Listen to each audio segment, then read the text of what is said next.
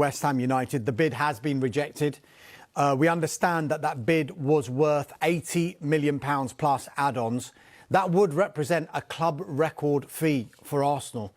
Let's not forget that, because their record signing is still Nicolas Pepe from back in 2019 when they paid £72 million to Lille for Pepe. It's been rejected. It's no surprise it's been rejected. We were reporting from the outset that even though Arsenal were really interested and West Ham's valuation was well over £100 million, we knew that there was a gap in that valuation.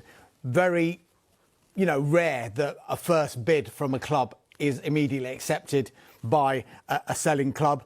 Are we expecting Arsenal to go back in?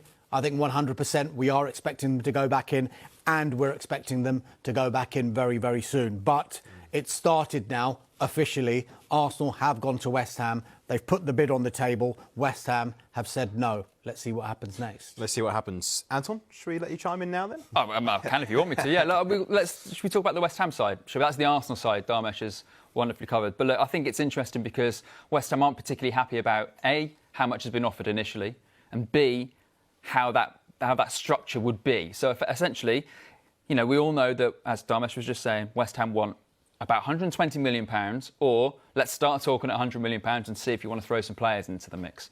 Well, this bid was short of that. Also, the structure. Obviously, most selling clubs want as much money up front as soon as possible, as few clauses as possible, so they can there's fewer complications and they know how much they're going to get guaranteed. Well, West Ham not happy about the structure that was on offered. So again, it's not just Arsenal have to come back with a bigger bid, but also one that's probably more appetising to West Ham as well. So it's interesting, you mentioned the Nicolas Pepe the deal from a few years ago from Lille. That was so high because they stretched out over 5 years. So again, not many clubs want that kind of deal. They want as much up front as possible. Yeah, just talking about that particular deal, Arsenal were dealing with a French club. And £72 million over that period is something that normally is acceptable to a French club. We're talking about two Premier League clubs here.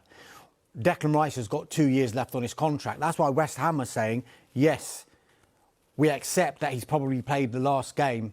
He is going to play for West Ham United, but that doesn't mean we're going to negotiate on the valuation that we feel he's worth. Arsenal will, of course, have their valuation, but you've also got to remember sometimes prices are dictated to other clubs because of the worth to their current club. So how much is Declan Rice actually worth to his current club? They've always made that clear, haven't they? They have. So why have they come in with 80? What's the play, do you think?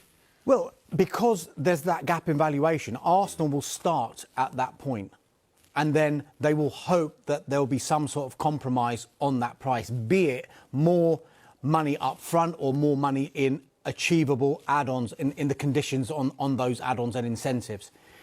There is another issue that Arsenal might face here, because it's our understanding now that in the background another club is lurking with regard to Declan Rice. That club happens to be the champions, the treble winners, Manchester City. We know that they are interested, and I was told today the following: City are keeping an eye on Rice's situation, but nothing more substantive than that as yet.